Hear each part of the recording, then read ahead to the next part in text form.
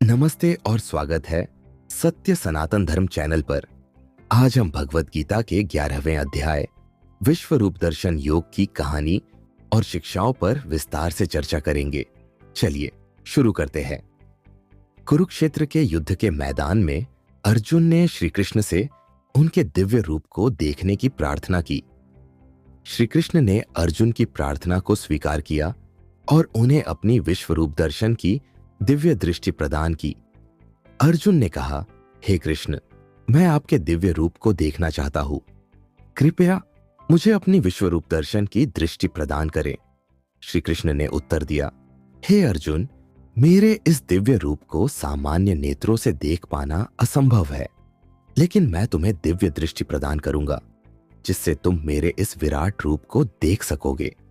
इसके बाद श्री कृष्ण ने अर्जुन को अपनी दिव्य दृष्टि प्रदान की और अपने विश्व रूप का दर्शन कराया।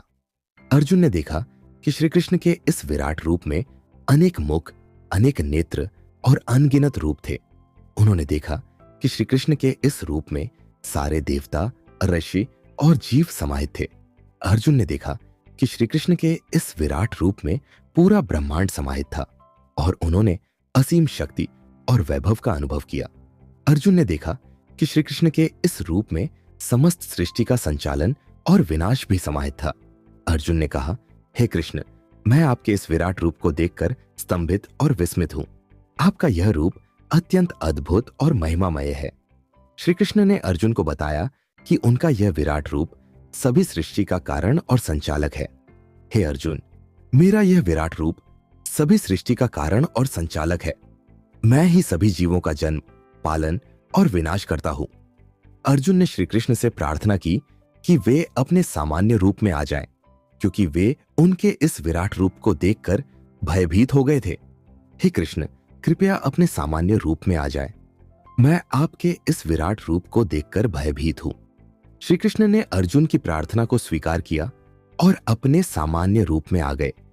उन्होंने अर्जुन को यह भी बताया कि उनका यह विराट रूप उनकी महिमा और दिव्यता को दर्शाता है। श्री कृष्ण ने कहा, हे अर्जुन, मेरा यह विराट रूप मेरी महिमा और दिव्यता को दर्शाता है। जो व्यक्ति मेरी भक्ति करता है और मुझ पर विश्वास करता है, वह मेरी इस महिमा और दिव्यता को समझ सकता है। मान लीजिए कि एक व्यक्ति एक भक्त है।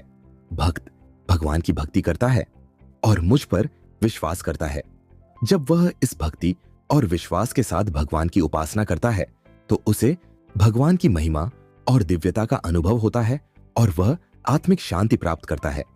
तो यह था भगवत गीता के 11वें अध्याय विश्व रूप दर्शन योग की कहानी और शिक्षाएं। अगर आपको यह वीडियो पसंद आया हो तो कृपया लाइक, शेयर और सब्सक्राइब करें ताकि आप भविष्य में आने वाले हमारे सभी वीडियोस का आनंद ले सकें। धन्यवाद।